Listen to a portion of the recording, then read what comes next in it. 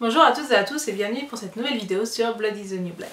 Nous approchons de la fin d'année, il est donc temps de partager avec vous mes produits favoris de l'année 2016. J'ai sélectionné un certain nombre de produits que j'ai particulièrement appréciés cette année. Ce ne sont pas forcément des produits sortis cette année, mais en tout cas c'est ceux que j'ai le plus utilisés ou en tout cas préférés au cours de cette année.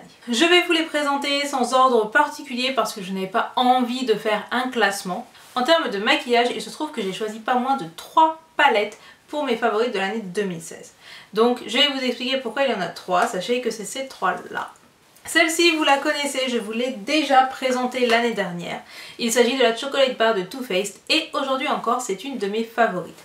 J'ai été assez déprimée pendant toute la première partie de l'année 2016 et je me maquillais quasiment tous les jours de la même manière et notamment avec cette Chocolate Bar. Vous pouvez le voir, aujourd'hui cette Chocolate Bar n'est pas forcément en super bon état puisqu'il y a des trous ici, des trous ici. C'est vraiment une palette que j'adore, c'est une palette avec laquelle il est très facile de faire des maquillages à la fois un peu sombres, mais aussi des maquillages lumineux, en tout cas des maquillages vraiment efficaces. Donc ça reste une de mes palettes favorites, donc c'est pas une nouvelle palette, je l'ai achetée l'année dernière, mais ça reste aujourd'hui encore une de mes indémodables. Il me semble d'ailleurs qu'elle est toujours en vente si elle vous intéresse. La deuxième palette qui est un coup de cœur de l'année est une palette de la marque Nocibé. C'est vous dire, pour qu'une palette d'une marque magasin, d'une parfumerie me tape dans l'œil, c'est vraiment qu'elle est exceptionnelle. Et en réalité, il s'agit d'une petite palette avec seulement 5 couleurs, mais qui a la particularité d'avoir les couleurs claires, donc ce blanc et ce chair, ultra pigmenté. Donc je vous le montre sur mon doigt.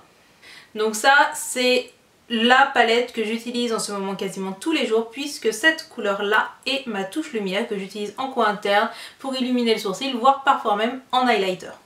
Si vous suivez le blog, vous le savez, Nocibé fait des produits dans la marque Nocibé d'excellente qualité. Leur maquillage est vraiment très bien et le fait qu'une de leurs palettes finisse ici dans mes tops de l'année le montre bien. Donc c'était une palette par contre en édition limitée qui date de cet été, ce qui veut dire que ça va être compliqué de la trouver, peut-être en solde et encore je suis pas sûre du tout. Mais moi c'était mon coup de cœur, surtout à cause de ces deux teintes, même si ce bleu foncé là est aussi très joli et que je l'utilise aussi pour des smokies. Donc voilà, en plus c'est une palette compacte, très facile à emmener en voyage ou quelque chose comme ça. Et elle devait coûter quelque chose genre 10 €, donc quasiment rien quoi. Du coup si j'ai un conseil à vous donner, c'est intéressez-vous aux collections de Nocibé. La troisième palette que j'ai élue dans mes palettes favorites de l'année 2016, c'est celle-ci, c'est la Monarch de Kat Von D. Donc c'est une palette que je suis allée acheter en Californie, lors de mon voyage en Californie. Donc le voyage n'était pas l'un des meilleurs voyages que j'ai fait. Je vous ai cependant mis en ligne un haul de ce que j'ai acheté en Californie, donc si ça vous intéresse, c'est par là. Clairement, la Californie, c'est pas mon pays préféré, c'est pas l'endroit que j'ai préféré visiter, mais j'y ai acheté une palette Kat Von D. Vous avez donc des teintes chères en assez gros conditionnement, dans le même genre que la Too Faced, la Chocolate Bar. Et vous avez un ensemble de teintes neutres, sauf que ce sont des teintes neutres dans de très belles teintes. Il y a notamment ce rouge orangé qui est de toute beauté, ces marrons ici et ici qui sont plutôt froids comme marron et que j'aime énormément. Et bien sûr un vrai noir. Ici vous avez une touche lumière qui est parfaitement pigmentée, autant en coin interne que sous le sourcil. C'est une palette qui se suffit à elle-même et que je trouve vraiment meilleure que les Naked de Urban Decay. Si vous cherchez une palette de neutres, mais de neutres qui ont du peps et qui ont de la profondeur, de la chaleur et une variation de teintes vraiment intéressante, la Monarch est vraiment géniale. Évidemment, en plus, c'est une palette Kat Von D, donc ça veut dire qu'en termes de pigmentation, c'est au top. En termes de composition aussi, et bien sûr en termes de design, regardez-moi cette palette. Donc voilà, j'aurais pu acheter plus de palettes Kat Von D aux US si je les avais trouvées. Je n'ai trouvé que celle-ci, mais j'en suis très contente.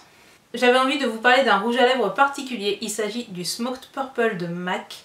Donc cette année, c'est vraiment l'année où j'ai renoué avec la marque MAC et notamment pour leur rouge à lèvres. Donc ce Smoked Purple, je ne l'ai pas acheté cette année, je l'ai acheté il y a plusieurs années lors d'un voyage à Amsterdam. Me demandez pas pourquoi, mais en tout cas je m'en souviens. C'est un violet foncé et cette année j'ai énormément porté de rouge à lèvres foncé, autant en hiver qu'en été. Du coup, ce Smoked Purple, c'est un rouge à lèvres que j'ai du genre porter quasiment toutes les semaines, voire parfois même plusieurs fois par semaine. Donc cette année, je suis tombée vraiment fan de la marque MAC en termes de rouge à lèvres, notamment avec leur collection Broke Candy qui avait un rouge à lèvres violet aussi de toute beauté. Cependant, c'est un violet vraiment peps, donc je peux pas le porter avec tous les maquillages non plus. Je suis tombée amoureuse de leur gloss, les Vamplify, je ne saurais pas le prononcer, qui sont sortis en des teintes bleues, vertes, marron, etc. Et aussi de leur rouge à lèvres. Donc en réalité j'aurais pu choisir 3 rouges à lèvres MAC à vous présenter parce que c'est vraiment la marque de rouge à lèvres que j'ai porté cette année.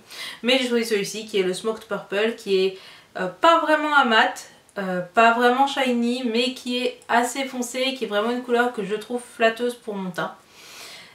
Les rouges à lèvres MAC ça sent super bon le chocolat blanc, donc évidemment par contre ça coûte une blinde puisque un rouge à lèvres c'est genre 20 €, quelque chose comme ça. J'ai acheté très peu de rouge à lèvres cette année, mais c'était quasiment tous des MAC.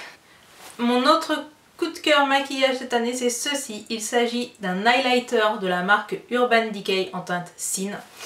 Les highlighters ça fait plusieurs années que c'est la mode. Moi j'avais des highlighters déjà de certaines marques, j'avais même un Shu Uemura, donc pas de la marque de merde, mais qui sur moi ne rendait pas ouf. Je ne comprenais pas la folie de l'highlighter. Et en réalité, c'est tout simplement que les highlighters que j'avais n'étaient pas adaptés à ma carnation. Puisque le Shu Uemura que je trouvais vraiment bof sur moi, je l'ai utilisé sur ma soeur pour son mariage et sur ma soeur qui a la peau beaucoup plus bronzée que moi, ça rendait magnifique. Donc à ce moment-là j'ai compris que l'highlighter c'est bien, mais c'est bien quand vous avez un highlighter à la bonne teinte. Et il se trouve que les highlighters du commerce sont généralement des highlighters dédiés à des peaux un peu plus hâlées que la mienne. Sauf celui-ci qui est le Sin de la marque Urban Decay. Donc il ressemble à ça. Donc vous voyez sur mon doigt que c'est quand même plutôt bien pigmenté. Il s'applique de manière discrète et adaptée. Donc on voit vraiment le reflet que ça fait sans faire vraiment peau de peinture ou traînée blanche ou quoi que ce soit. Il coûte assez cher, je crois qu'il doit coûter quelque chose comme 22 voire 25 €. Bon, c'est du Urban Decay. Mais moi c'est le seul highlighter que j'ai trouvé qui m'aille vraiment sur mon teint qui est quand même assez pâle. Donc si vous êtes comme moi et que vous vous demandez c'est quoi la folie des highlighters sur moi ça ne rend pas, eh bien dites-vous que c'est probablement parce que vous n'avez pas la bonne teinte. Donc voilà, celui-ci c'est un peu ma découverte make-up de l'année on va dire. Enfin mon dernier produit make-up favori de l'année c'est celui-ci, je vous en ai parlé dans la rubrique nécrologique du mois dernier. Il s'agit de la Cushion Cream Olika Olika en collaboration avec Gudetama. Donc c'est une cushion cream coréenne, donc parfaitement adaptée à ma carnation qui ne crise pas, qui tient toute la journée, qui a un effet certes un peu glowy mais qu'on peut poudrer. Et surtout, en plus d'être une cushion cream de très bonne qualité, c'est une cushion cream à l'effigie de Gudetama. Donc ça c'est le boîtier. Mais quand vous ouvrez, vous avez en plus une houppette Gudetama d'une mignonnerie absolument imbattable. C'est le produit qui me mettait de bonne humeur le matin lorsque je me maquillais. Ce qu'il y a de vraiment bien en plus, c'est que c'est une cushion cream rechargeable, ce qui veut dire que je peux racheter des recharges n'importe quand chez Olika Olika et les mettre dans ma cushion cream et garder Gudetama avec moi. Donc c'était vraiment un de mes produits de make-up favoris. Il m'a duré 2-3 mois, quelque chose comme ça, mais il valait vraiment le coup. Et enfin, j'ai 2 favoris à vous présenter qui ne sont pas du maquillage. La première c'est une bougie parfumée, c'est celle-ci, la Yankee Candle Cappuccino Truffle, qui sent le café chaud du matin, le café du torréfacteur, qui sent mais merveilleusement bon. C'était une édition limitée il me semble du printemps, mais on la trouve encore dans certains magasins comme par exemple le Yankee Store à Tours.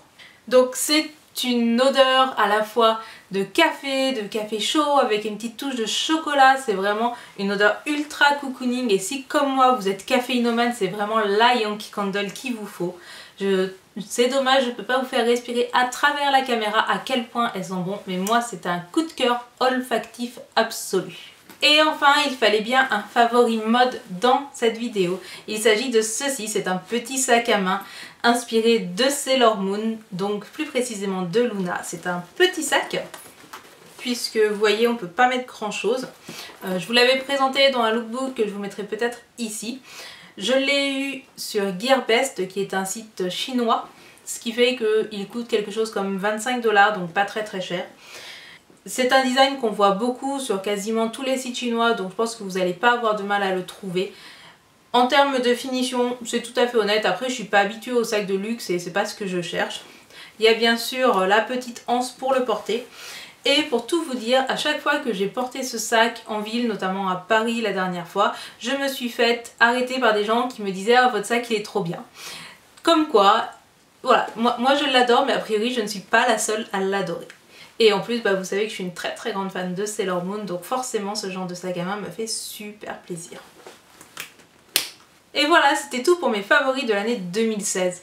Dites-moi quels ont été vos produits préférés de l'année 2016, lesquels vous avez aimés, lesquels vous avez détestés. Je ne fais pas de produits détestés tout simplement parce que généralement je n'en ai pas. Je connais assez bien mes goûts et les marques pour ne pas me tromper lors de mes achats. Mais si vous, il y en a que vous avez détesté, dites-le moi en commentaire. N'oubliez pas de me laisser un pouce vers le haut ou de vous abonner à la chaîne si vous avez apprécié cette vidéo. Sur ce, je vous dis à très bientôt, probablement à l'année prochaine pour de nouvelles vidéos.